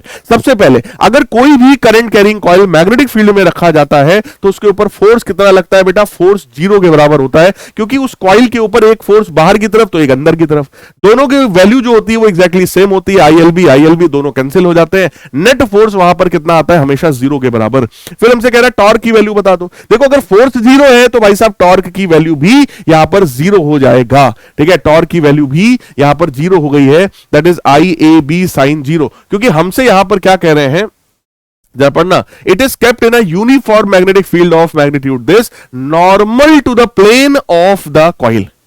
ठीक है, normal to the plane of the coil, यानी जिस डायरेक्शन में area vector है, अगर मान लो coil हमारा ऐसा है, अगर कॉइल हमारा ऐसा है तो बेटा इसका एरिया वेक्टर इधर होता है। तो हमसे कह रहे हैं मैग्नेटिक फील्ड का जो डायरेक्शन है, मैग्नेटिक फील्ड का जो डायरेक्शन है वो कॉइल के प्लेन के परपेंडिकुलर है। तो कॉइल का प्लेन ऐसा है तो परपेंडिकुलर इधर हुआ, इसी डायरेक्शन में तो एरिया वेक्टर भी होता है। एरिया वेक्टर भी होता है ना बेटा। इस क्वेश्चन को बहुत सारे बच्चे गलत कर देंगे, उनको ये लगेगा सर फोर्स तो 0 होता है, नॉर्मल बात है, बट टॉर्क की वैल्यू तो सर NIAB sin थीटा होती है सर। तो बेटा फॉर्मूला वही लगाया मैंने IAB sin थीटा, बट यहां थीटा 0 के बराबर था, क्योंकि थीटा 0 था तो टॉर्क की वैल्यू भी यहां पर 0 हो गई। फिर हमसे कह रहे थे average force on each electron in the coil due to magnetic field, the force density, the electron density in the material is this. देखो बेटा किसी भी एक चार्ज पर मैग्नेटिक फील्ड में अगर फोर्स निकालना है तो एक ही फॉर्मूला है भैया, फोर्स का फॉर्मूला क्या होता है, QVB sin थीटा के बराबर, राइट, QVB के बराबर। तो यहां पे हमने देखा चार्ज है Q के बराबर, ठीक है, VD क्या होगा यहां ड्रिफ्ट वेलोसिटी, और मैग्नेटिक फील्ड हो गया B के बराबर। अब बात आई सर वेलोसिटी कहां से आएगी, ड्रिफ्ट वेलोसिटी कैसे आएगी। देखो ड्रिफ्ट वेलोसिटी और करंट के बीच का एक बड़ा खास रिलेशन है, I = NEA VD के बराबर। तो बेटा वहां से हम लोग ड्रिफ्ट वेलोसिटी पहले निकालेंगे, वो ड्रिफ्ट वेलोसिटी उठा करके यहां पे रखेंगे। जैसे ही उठा के रखोगे तो देखो Q times I/NEA into B बन जाएगा। अब सारी वैल्यूज उठा करके रखेंगे, देखो Q और E कैंसिल हो गया क्योंकि बात यहां इलेक्ट्रॉन की हो रही है, ठीक है, तो दोनों एक दूसरे को क्या करेंगे, कैंसिल कर देंगे, एवरेज फोर्स ऑन इलेक्ट्रॉन, ठीक है, Q और E दोनों कैंसिल हो गए, I/NA इंटू बी हो गया, सारी वैल्यूज को हमने रखा, तो एवरेज फोर्स की वैल्यू किसी एक इलेक्ट्रॉन पर निकलकर आ गई है, ठीक है। बहुत ध्यान से इस चीज को बेटा समझना, स्मॉल n का मतलब क्या होता है, number of electrons per unit volume, वही हमें क्वेश्चन में दिया था कि भाई 10⁻28 पर मीटर क्यूब, राइट। मैं हट रहा हूं, आप देख लो, स्क्रीनशॉट ले लो, कॉपी पे नोट कर लो, हर एक पॉइंट को यहां पे समझ लो। अगला क्या है हमारे पास क्वेश्चन, कह रहे circular coil of the radius 10 centimetre is placed in a magnetic field of 1 I cap plus 0.5 J cap millitesla such that outward unit normal to the surface. देखो आउटवर्ड यूनिट नॉर्मल का मतलब क्या हुआ, जिस direction में area vector होगा उस direction में यूनिट वेक्टर हमें गिवन है 0.6 I cap plus 0.8 J cap. कह रहा है मैग्नेटिक फ्लक्स की वैल्यू बता दो यार। मैग्नेटिक फ्लक्स क्या होता है बेटा, BA cos थीटा, यानी B vector dot A vector होता है, तो पहले हमें A वेक्टर पता करना पड़ेगा। देखो एरिया क्या होगा πr², क्योंकि बात किसकी हो रही है, किसी भी सर्कुलर कॉइल की, तो pi into radius square, radius कितना है 10 सेंटीमीटर, तो 10/100 किया, मीटर में बदला, स्क्वायर किया, तो ये बेटा एरिया निकल आया है। अब उस एरिया में हम यूनिट वेक्टर का मल्टीप्लाई कर रहे हैं, एरिया का यूनिट वेक्टर जो कि एरिया के प्लेन के परपेंडिकुलर होगा, वो यूनिट वेक्टर इतना गिवन है, तो हमने उस यूनिट वेक्टर का देखो पहले क्या किया, उस एरिया के मैग्नीट्यूड में मल्टीप्लाई किया, ताकि हमें एग्जैक्टली पहले एरिया वेक्टर मिल जाए, एरिया वेक्टर पहले मिल जाए, राइट। तो बी वेक्टर हमें पहले से पता है, क्वेश्चन में दिया है I cap plus 0.5 J cap. Area vector बेटा हम लोगों ने निकाल लिया है, अब तो केवल डॉट प्रोडक्ट करना है। डॉट प्रोडक्ट बहुत आसान होता है, I वाला I से मल्टीप्लाई होगा, J वाला J से मल्टीप्लाई होगा, तो देखो I वाला टर्म I वाले से मल्टीप्लाई होगा, तो पाई इंटू 10⁻⁻², ये टर्म पूरे में कॉमन मिल रहा है, ठीक है। 0.6 I कैप और I कैप मल्टीप्लाई होगा तो 0.6 आएगा, 0.5 और 0.8 मल्टीप्लाई होगा तो ये टर्म आएगा, इंटू 10⁻³ ये पीछे वाला है तो उसको भी हमने रख दिया है। सिंप्लीफाई हम लोगों ने किया तो 31.4 इंटू 10⁻�6 वेबर के बराबर आया है, ऐसा ऑप्शन ये वाला है। जब भी कभी इस तरीके के बेटा ऑप्शंस आते हैं ना, बहुत ज्यादा कंफ्यूजन होता है, क्योंकि कई बार बच्चे यहां से यहां नहीं पहुंच पाते हैं, उनको ऐसा लगेगा मतलब वो गड़बड़ कर देंगे, 10⁻⁴ कर देंगे। देखो एक बात समझो, अगर 31 पॉइंट समथिंग में लाना है तो 10 का मल्टीप्लाई करेंगे और इधर 10 का डिवाइड करेंगे। बेटा 10⁻⁵ है, 10 का डिवाइड करोगे तो 10⁻⁶ बन जाएगा। इस बात को बहुत ध्यान से समझ लो, ठीक है। मैं हट रहा हूं, देख लो, स्क्रीनशॉट ले लो और इसका एक एक स्टेप बहुत ध्यान से करो, प्रैक्टिस करो, ठीक है। डॉट प्रोडक्ट भूल गए हो तो एक बार जरा डॉट प्रोडक्ट को रिवाइज कर लो, ठीक है। वेक्टर्स में अगर आपको प्रॉब्लम है तो इसी चैनल एनसीईआरटी वाला पर एक सीरीज है मेरी, पेस सीरीज के नाम से। पेस सीरीज में मैंने पूरा का पूरा पढ़ाया है वेक्टर्स के बारे में, मोशन इन प्लेन वाला चैप्टर देखना, पूरा वेक्टर डिटेल में पढ़ाया है, डॉट प्रोडक्ट, क्रॉस प्रोडक्ट, सब कुछ तुम रिवाइज कर सकते हो, वहां से एक बार रिवाइज कर लेना तो तुम्हें डॉट प्रोडक्ट और क्रॉस प्रोडक्ट करना बहुत आराम से आ जाएगा। उसके बाद इस क्वेश्चन को देखोगे तो पूरा पूरा तुम्हें समझ में आएगा। फिलहाल क्वेश्चन यहां पर क्या कह रहा है, अगला क्वेश्चन, अगले क्वेश्चन में हमसे कह रहे हैं एन इलेक्ट्रॉन, क्वेश्चन में कह रहे हैं an electron and proton enter with the same momentum p in magnetic field such that momentum vector is perpendicular to magnetic field, describe a circular path of the same radius. देखो यार, radius का जो formula होता है r = mb/qb होता है। अगर momentum same है ना, मोमेंटम सेम है और दोनों इलेक्ट्रॉन और प्रोटॉन है, देखो इलेक्ट्रॉन और प्रोटॉन दोनों का ही जो चार्ज का मैग्नीट्यूड होता है बेटा वो तो सेम होता है, मैग्नेटिक फील्ड सेम है, मोमेंटम सेम है, तो ऑब्वियस रेडियस सेम होगा यार, है ना। तो पहला भाई असर्शन तो सही है हमारा। रीजन में कह रहे हैं radius of the path is given by formula r बराबर mb अपॉन qb, तो बिल्कुल सही बात है यार, इसी फॉर्मूले से तो हमने भी एक्सप्लेन किया ऊपर वाली चीज को, यानी कि असर्शन भी सही है, रीजन भी सही है, और जो रीजन है वो करेक्ट एक्सप्लेनेशन भी है, यानी कि ए वाला ऑप्शन बेटा हमारा सही हो गया। अगला क्वेश्चन कह रहे हैं two long straight parallel conductors carry steady currents in opposite direction. दो पैरेलल कंडक्टर्स हैं, इनमें जो करंट फ्लो हो रहा है वो अपोजिट डायरेक्शन में फ्लो हो रहा है, ठीक है। Explain nature of the force of interaction between them, तो अगर I1 I2 करंट है अपोजिट डायरेक्शन में, तो आपको ये शो करना है कि दोनों एक दूसरे को भैया रिपेल कर रहे होंगे, इसका पूरा का पूरा डेरिवेशन करके आपको दिखाना था। यानी कि ये वाला डेरिवेशन जब कई बार आप लोग पूछते हो ना सर इंपॉर्टेंट है कि नहीं है, तो देख लो भैया 2024 के पेपर में पूछा गया है, तो 25 में भी पूछा जा सकता है, राइट, इसके चांसेस हैं, डेरिवेशन इंपॉर्टेंट हो गया आपके लिए। Obtain an expression for the torque acting on a current carrying loop in magnetic field, draw the necessary diagram. ये वही वाला है जिसमें टाउ बराबर NIAB sin थीटा निकाला गया, यानी कि इसका भी डेरिवेशन बेटा हमारे लिए इंपॉर्टेंट हो गया, तो ये डेरिवेशन भी आप लोग प्रैक्टिस करो, ठीक है। डेरिवेशन वाले क्वेश्चंस मैंने इसलिए लिख दिए ताकि आपको आइडिया लग जाए कौन कौन से डेरिवेशंस इंपॉर्टेंट है, ताकि आगे जब विजेता सीरीज में मैं पढ़ाऊं तो आप इन डेरिवेशंस पे ज्यादा फोकस करें। आप लोग बार बार पूछते हो हम लोग को मैसेज कर करके इंस्टा पे, सर इंपॉर्टेंट डेरिवेशंस बता दीजिए, बता रहे हैं। इस माइंड मैप सीरीज के हर एक लेक्चर को देखना, जितनी चीजें इंपॉर्टेंट है वो सब मैं बता दूंगा, right. A particle of the mass m and charge q is moving with a velocity v vector in magnetic field as shown in the figure.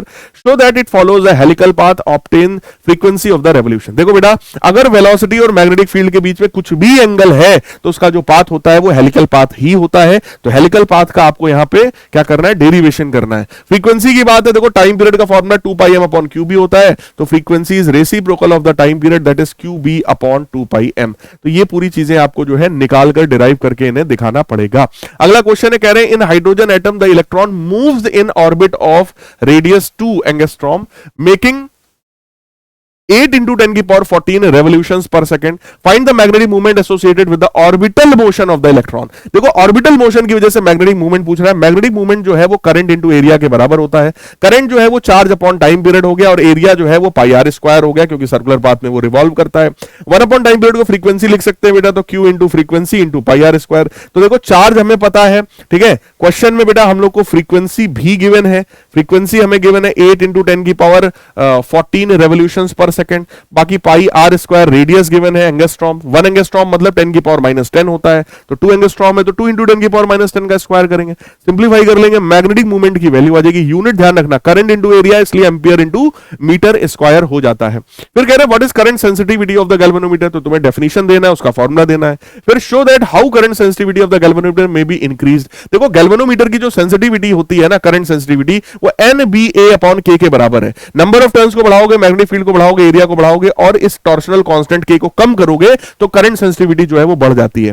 फिर कह रहे हैं increasing the current sensitivity of a galvanometer may not necessarily increase the voltage sensitivity. Explain, तो ये मैं पहले explain कर चुका हूं। करंट सेंसिटिविटी को बढ़ाने का सबसे आसान तरीका होता है नंबर ऑफ टर्न्स को बढ़ा देना। नंबर ऑफ टर्न्स को बढ़ाने से यार रेजिस्टेंस की वैल्यू भी बढ़ जाती है, तो NBA अपॉन KR ये जो रेशियो है, ये रेशियो जो है वो उतना नहीं बढ़ता, क्योंकि N बढ़ रहा है तो R भी बढ़ रहा है, न्यूमरेटर बढ़ रहा है तो डिनोमिनेटर भी बढ़ रहा है। आप समझ रहे हो? इस वजह से, क्योंकि इसका फॉर्मूला NB अपॉन KR होता है, तो भैया जब N बढ़ेगा तो R भी बढ़ेगा, और N बाई R का ये जो रेशियो है वो कांस्टेंट हो जाता है कई बार, ठीक है। फिर कह रहे हैं moving coil galvanometer has a resistance of 15 ohm and it takes 20 milli ampere to produce full scale deflection. यानी कि फुल स्केल डिफ्लेक्शन में IG की वैल्यू जो है वो 20 मिली एम्पियर हो गई है।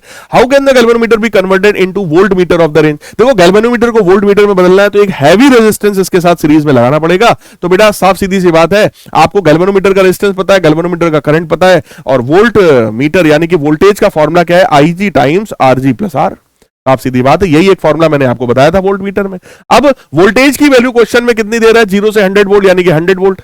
100 वोल्ट IG की वैल्यू तुम्हें पता है, RG तुम्हें पता है, R निकालना है। अरे सॉल्व कर लो यार, R की वैल्यू आ जाएगी 4985 ओम का एक रेजिस्टेंस आप सीरीज में जोड़ोगे, ये गैल्वेनोमीटर हमारा वोल्ट मीटर में कन्वर्ट हो जाएगा। साफ सीधी बात है, बहुत आसान क्वेश्चन है। कह रहे conducting loop is placed in a magnetic field normal to its plane, the magnitude of the magnetic field varies with the time as shown in this figure. देखो यहां पर हमें दिखा रहे हैं कि मैग्नेटिक फील्ड पहले बढ़ रही है, फिर कांस्टेंट हुई, फिर घट रही है, ठीक है। इस तरीके से 3 अलग अलग टाइम पे हमें दिखाया गया। कह रहे हैं E1 E2 E3 are the magnitude of the induced EMF during the period this and this. तो आपको बताना है E1 E2 और E3 में कौन बड़ा कौन छोटा। देखो बेटा ईएमएफ जो होता है, फैराडे साहब का लॉ क्या कहता है, ईएमएफ की जो वैल्यू है माइनस का डी फाई अपॉन dt होती है, दैट इज माइनस का d by dt of magnetic flux. Magnetic flux की वैल्यू NBA के बराबर होती है, राइट, NBA के बराबर है यहां पर, तो N इंटू ए हमारा बाहर हो गया, राइट, N इंटू ए बाहर हो गया, ये dB बाई dt हो गया। हालांकि ये जो क्वेश्चन है ना, ये क्वेश्चन आपका इलेक्ट्रोमैग्नेटिक इंडक्शन का क्वेश्चन हो गया जो कि चैप्टर नंबर 6 है, बट ठीक है यहां पर अब आ ही गया है तो मैं सॉल्व कर देता हूं, कोई दिक्कत नहीं है, ठीक है, आपके सामने हो गया। इंड्यूस्ड ईएमएफ जो है वो माइनस का d phi B upon dt हो गया, rate of change of magnetic flux हो गया, तो माइनस का d by dt of NBA के बराबर, N इंटू ए बाहर हुआ, dB बाई dt हो गया। और यहां पर आप चेक करो dB बाई dt लिखने का मतलब, इस ग्राफ में अगर आप चेक करोगे तो ये मैग्नेटिक फील्ड है बेटा, यहां पर हमारा टाइम है, तो dB बाई dt का मतलब इस ग्राफ का स्लोप हो गया। स्लोप अगर ध्यान से तुम देखो तो इसका स्लोप ज्यादा है, यहां स्लोप 0 है और इसका स्लोप कम है और निगेटिव भी स्लोप है, राइट, तो इधर का स्लोप पॉजिटिव है, पहली बात, ठीक है। तो साफ सीधी सी बात है कि जो ईएमएफ का जो मैग्नीट्यूड है वो स्लोप पर डिपेंडेंट है, यानी कि यहां पे मैं क्या कह सकता हूं, EMF is directly proportional to slope. बेटा सीधी सी बात है, इसमें स्लोप पॉजिटिव है, यहां पे स्लोप 0 है, इसमें जो स्लोप है वो निगेटिव है। अब साफ सीधी बात आप सोच लो कौन बड़ा कौन छोटा, भैया सबसे बड़ा ये, फिर ये और फिर वो, है ना, तो चेक करो सबसे बड़ा कौन है भैया, मैग्नीट्यूड के, केवल मैग्नीट्यूड की अगर मैं बात करूंगा तो सबसे बड़ा कौन हुआ, E1, ठीक है जी। फिर उसके बाद कौन आया, E3। E3 में केवल मैग्नीट्यूड की बात करोगे तो निगेटिव साइन को हटा देंगे, E3 आ जाएगा, और सबसे छोटा सबसे कम मैग्नीट्यूड किसका है, वो 0 का है। देखो बात जब ईएमएफ की आती है तो मैं आपको बता दूं ये जो ईएमएफ है ये एक स्केलर क्वांटिटी है, स्केलर क्वांटिटी में हमें सिंपल उसके मैग्नीट्यूड से मतलब होता है, राइट, केवल उसके मैग्नीट्यूड से मतलब होता है, डायरेक्शन का यहां पे बात हो नहीं रही है ना। वैसे भी ये जो माइनस, ये जो नेगेटिव है ये उसकी डायरेक्शन को रिप्रेजेंट करेगा, लेकिन हमको यहां पर सीधे सीधे E1 E2 और E3 are the magnitudes of the induced EMF. जब बात केवल मैग्नीट्यूड की हो रही है तो हम भी केवल मैग्नीट्यूड के बारे में सोचेंगे। देखो इसका जो स्लोप है वो पॉजिटिव है और बड़ा स्लोप है, इसका जो स्लोप है वो निगेटिव है और कंपैरेटिवली छोटा है, ठीक है। तो हम लोग ये कहेंगे सबसे बड़ा E1 हुआ, फिर E3 हुआ और सबसे छोटा कौन हुआ, E2 हुआ। क्लियर? चलो अगला क्वेश्चन हमारे पास क्या है, 2 centimetre long segment of the wire carrying 5 ampere current in positive Y direction, ठीक है, लाइज अलोंग वाई एक्सिस। तो एक वायर है, वाई एक्सिस के अलोंग लाई कर रहा है as shown in the figure.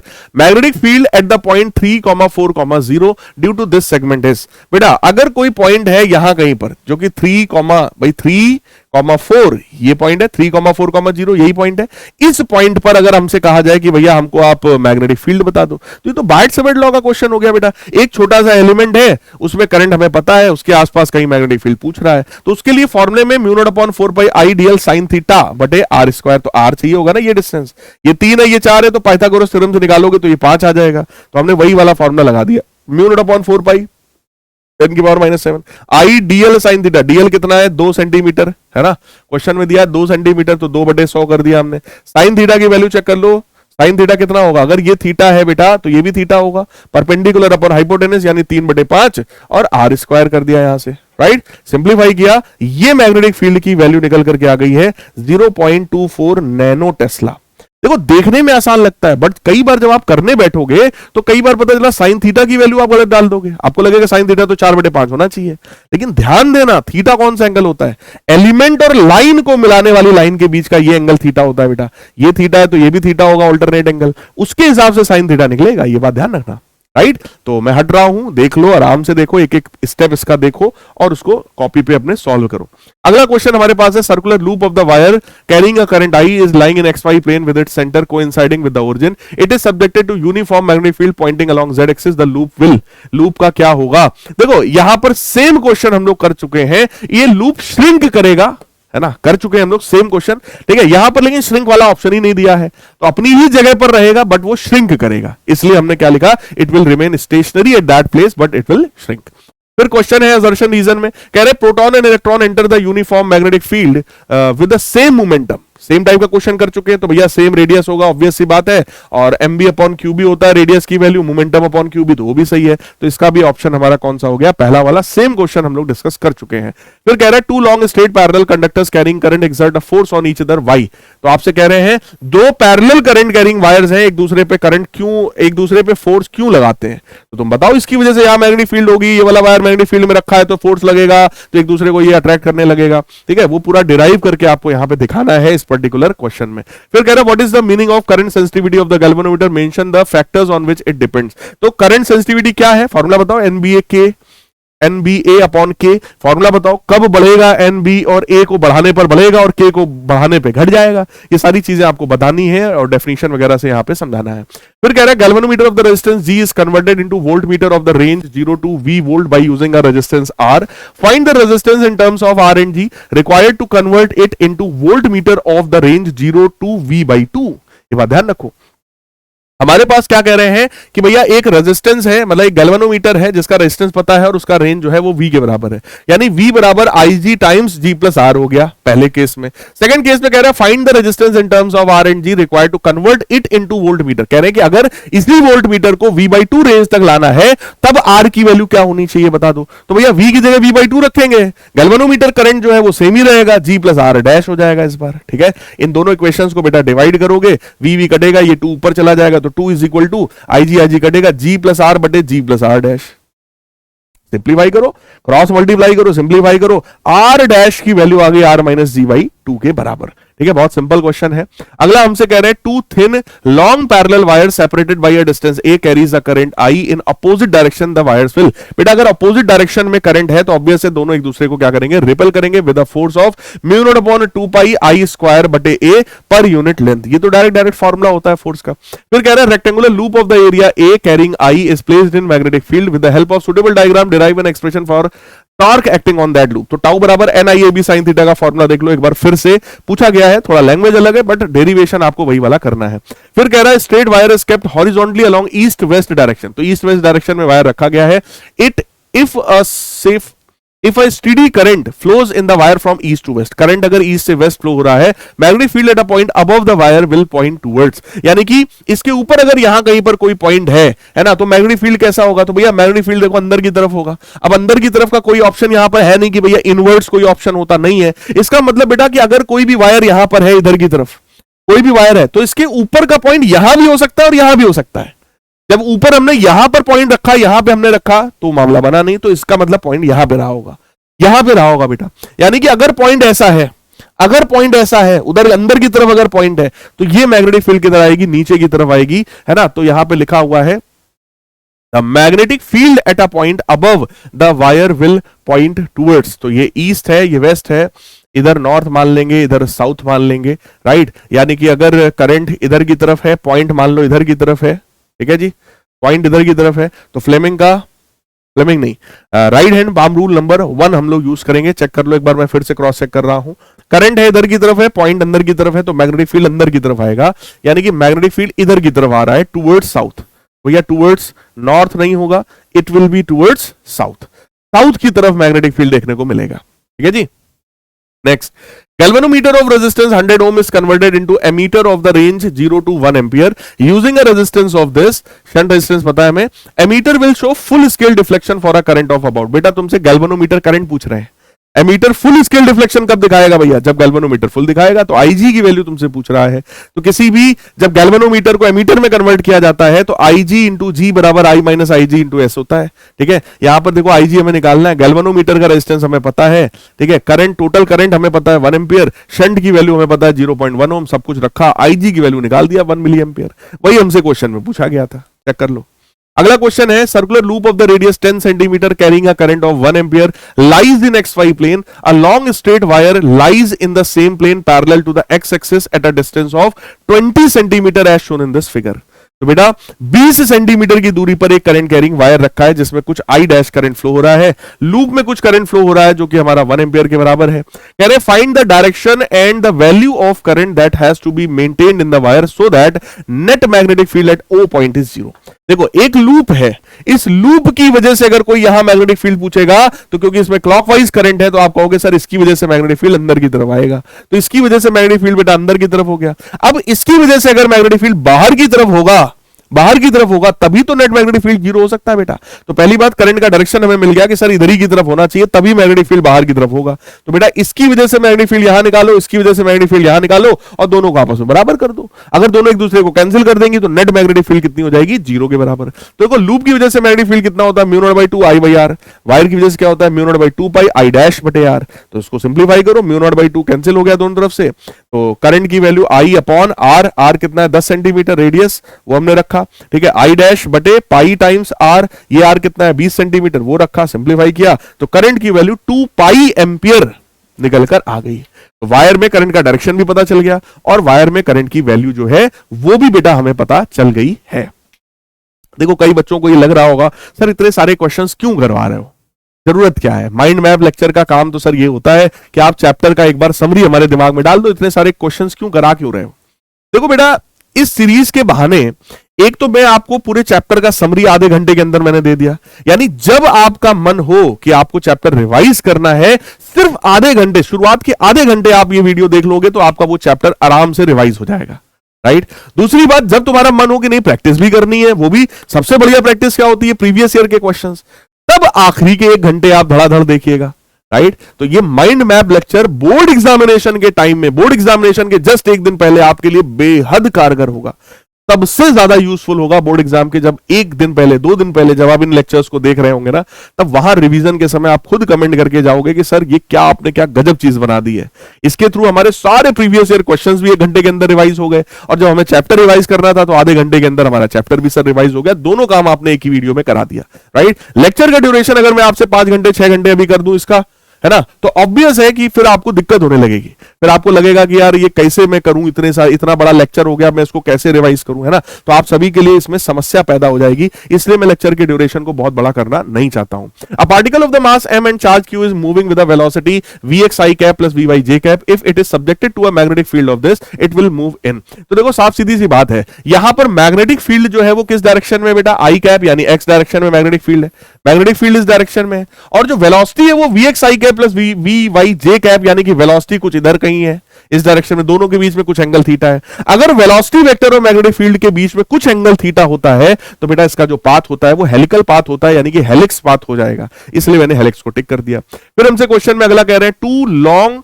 Insulated straight wires carrying a current of 3 ampere and 5 ampere are arranged in xy plane as shown in this figure. तो xy plane में बेटा एक wire ये है, एक वायर ये है, हमसे कह रहे हैं find the magnitude and direction of the net magnetic field at the point 2,2 and -1,1, यानी कि एक पॉइंट यहां पर है जो कि 2,2 पर है और एक पॉइंट यहां पर है जो कि -1,1 पर पॉइंट है। इन दोनों पॉइंट्स पे मैग्नेटिक फील्ड बताओ। बड़ी सिंपल सी बात है यार, देखो इसकी वजह से यहां मैग्नेटिक फील्ड निकालनी है तो बाहर की तरफ आएगी, इसकी वजह से यहां निकालनी है तो अंदर की तरफ आएगी, यानी इन दोनों की वजह से यहां मैग्नेटिक फील्ड निकालोगे तो दोनों को सब्ट्रैक्ट करना पड़ेगा। मैग्नेटिक फील्ड का फॉर्मूला किसी भी वायर की वजह से म्यू नॉट अपॉन 2 पाई आई बटे आर होता है। तो देखो वही काम हमने किया, P1 पॉइंट पे निकालोगे तो सब्ट्रैक्ट करेंगे, mu naught upon 2 pi common किया, I1 बटे आर तो 3 बटे 2, ठीक है, और इसकी वजह से 5 बटे 2 तो 5/2, इनको सब्ट्रैक्ट किया, हमारा आंसर आ गया, राइट। अब यहां वाले पॉइंट पर अगर आप देखोगे तो देखो इसमें करंट इधर था तो इसकी वजह से मैग्नेटिक फील्ड बाहर की तरफ, इसमें करंट ऊपर है इसकी वजह से भी मैग्नेटिक फील्ड बाहर की तरफ, दोनों की वजह से मैग्नेटिक फील्ड बाहर की तरफ है। इस बार क्या करेंगे, हम दोनों को ऐड करेंगे, तो mu naught upon 2 pi I1 बटे R1 प्लस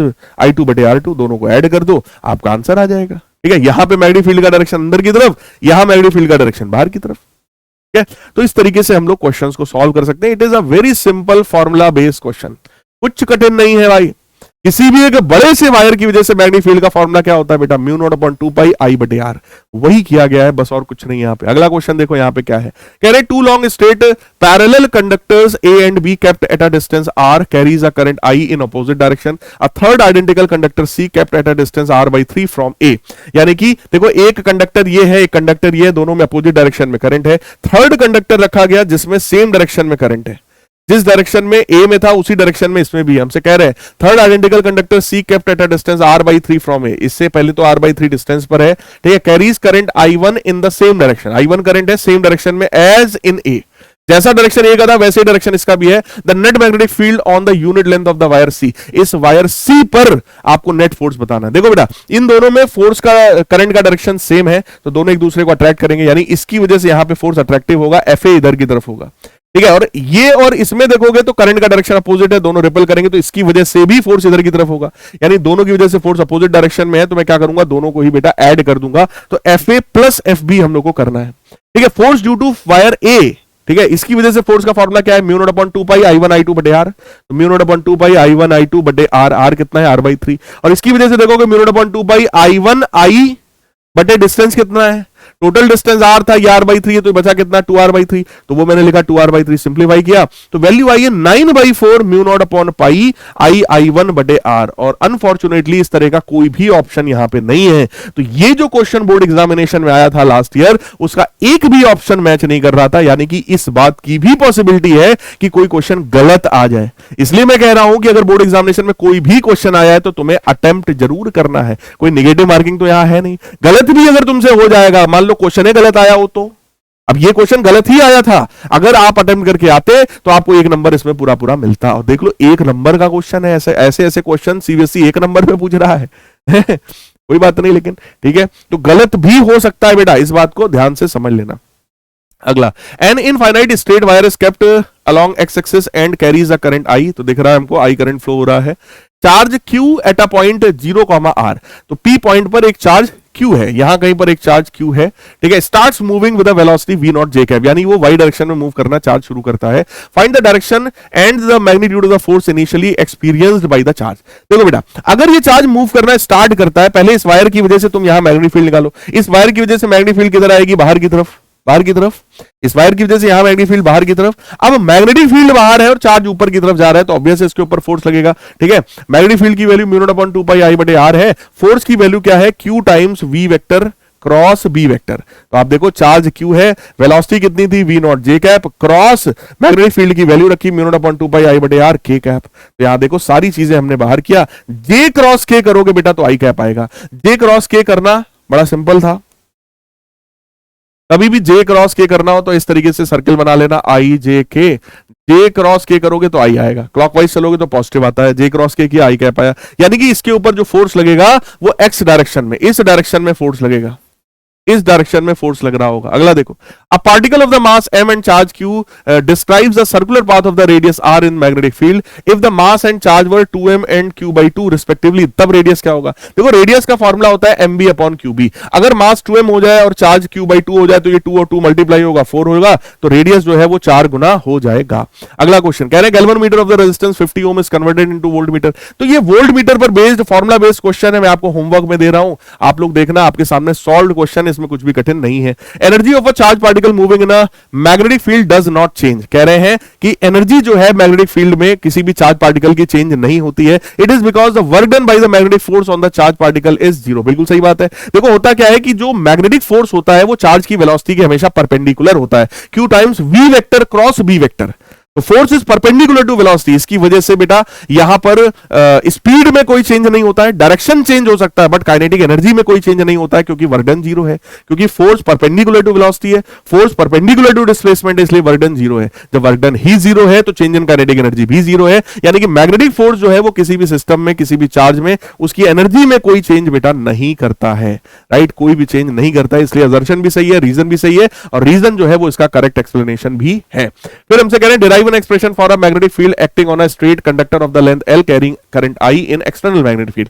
यानी कोई भी एक करंट कैरिंग वायर है जिसमें I करंट फ्लो हो रहा है और वो एक्सटर्नल मैग्नेटिक फील्ड में रखा है। हमसे कह रहे हैं कि भाई फोर्स की वैल्यू निकालो, तो ILB sin थीटा आपको डिराइव करना है, तो वो आप डेरिवेशन यहां पे करके दिखाएंगे, ठीक है। फिर कह रहे हैं state and explain ampere circuit law, ये सीधी बात है। कह रहे हैं two long straight wires separated by 20 centimetre carry 5 ampere and 10 ampere, दो वायर्स हैं बेटा 5 और 10 इन सेम डायरेक्शन, तो इसमें 5 एम्पियर है और इस वाले में 10 एम्पियर है, इनके बीच का डिस्टेंस है 20 सेंटीमीटर।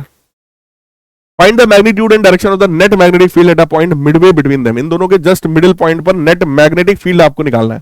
देखो इसकी वजह से मैग्नेटिक फील्ड अंदर की तरफ आएगा और इसकी वजह से मैग्नेटिक फील्ड जो है वो बाहर की तरफ आएगा, तो इसकी वजह से मैग्नेटिक फील्ड अंदर निकालो, ठीक है, अंदर निकालो B1, और इसकी वजह से मैग्नेटिक फील्ड जो है वो बाहर की तरफ निकालो, B2 और दोनों को आप एग्जैक्टली सब्ट्रैक्ट कर दीजिए। किसी भी वायर की वजह से मैग्नेटिक फील्ड कितना होता है, म्यू नॉट बाई 2 पाई आई बटे आर, तो 5/10 सेंटीमीटर और यहां पे होगा 10/10 सेंटीमीटर। तो सॉल्व करना, होमवर्क में आपको दे रहा हूं, आसान क्वेश्चन है, इतने क्वेश्चंस कराने के बाद एटलीस्ट आप कर सकते हो।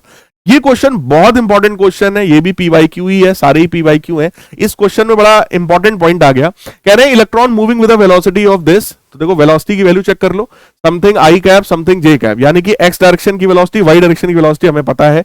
Enters the region of the magnetic field, this magnetic field जो है वाई डायरेक्शन में है, ठीक है। हमसे कह रहे हैं find the radius of the circular path describe by this. देखो ऑब्वियस है कि मैग्नेटिक फील्ड वाई डायरेक्शन में है और जो चार्ज है वो एक्स वाई प्लेन में मूव कर रहा है, वेलोसिटी एक्स वाई प्लेन में है। मैग्नेटिक फील्ड आपका जो है वो वाई डायरेक्शन में, देखो इस बार मैंने इधर वाई डायरेक्शन माना है, मैग्नेटिक फील्ड वाई डायरेक्शन में और चार्ज जो है वो कुछ इस तरीके से मूव कर रहा था, तो ऑब्वियस है पाथ जो है वो तो हेलिकल पाथ ही होगा। बात आई सर रेडियस का फॉर्मूला तो r बराबर mv sin theta upon Q भी होता है, नहीं, रेडियस का फॉर्मूला है mv perpendicular upon Q B. तो मैंने उस समय भी आपसे कहा था अगर ये वेलोसिटी है, ये एंगल थीटा है, तो ये vx हो गया, ये vy हो गया। बेटा ये vx है ना, तो ये x एक्सिस के साथ ही तो एंगल बनाएगा, ये तो ये Vx है, ये Vy है, तो परपेंडिकुलर वेलोसिटी इस बार कौन सी हुई, Vx वाली हुई, तो m Vx अपॉन क्यूबी, ये फॉर्मूला बेटा हमारा बन जाने वाला है। तो m Vx अपॉन क्यूबी, तो मास हमें पता है इलेक्ट्रॉन का, Vx हमें पता है 1 × 10⁻⁷, चार्ज पता है इलेक्ट्रॉन का, मैग्नेटिक फील्ड पता है, रखा तो रेडियस निकल करके आ गया।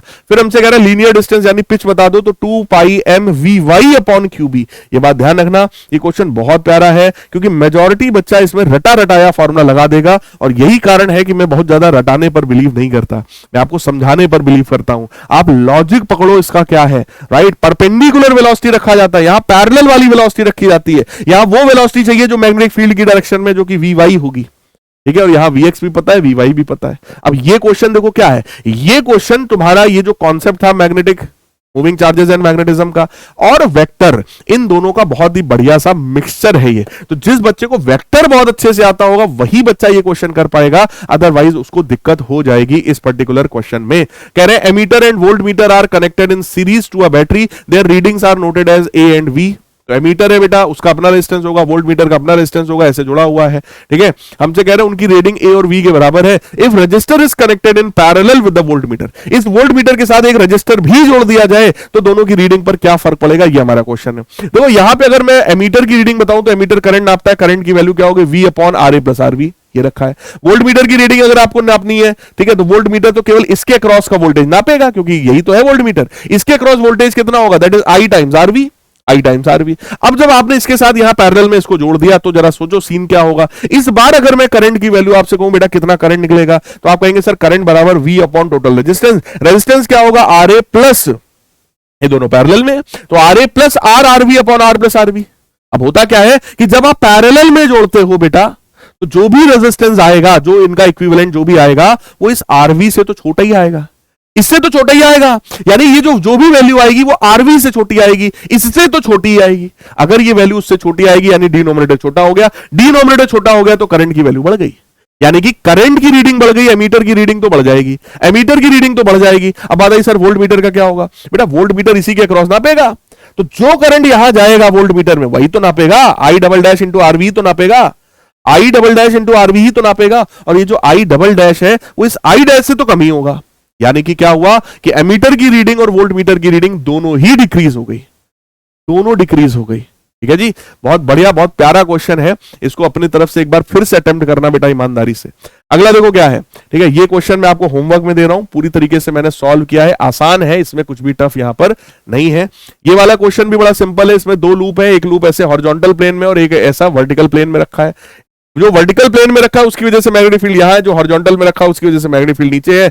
नेट मैग्नेटिक फील्ड पूछा है, दोनों मैग्नेटिक फील्ड एक दूसरे के परपेंडिकुलर हैं, तो net magnetic field under root B1 square plus B2 square हो जाएगा। इसको सॉल्व करना तो ये आपका आंसर निकल करके आएगा, ठीक है। QV क्रॉस B पर बेस्ड बहुत ही बेसिक सा एक क्वेश्चन है, तो ये भी मैं आपको होमवर्क में दे रहा हूं, राइट।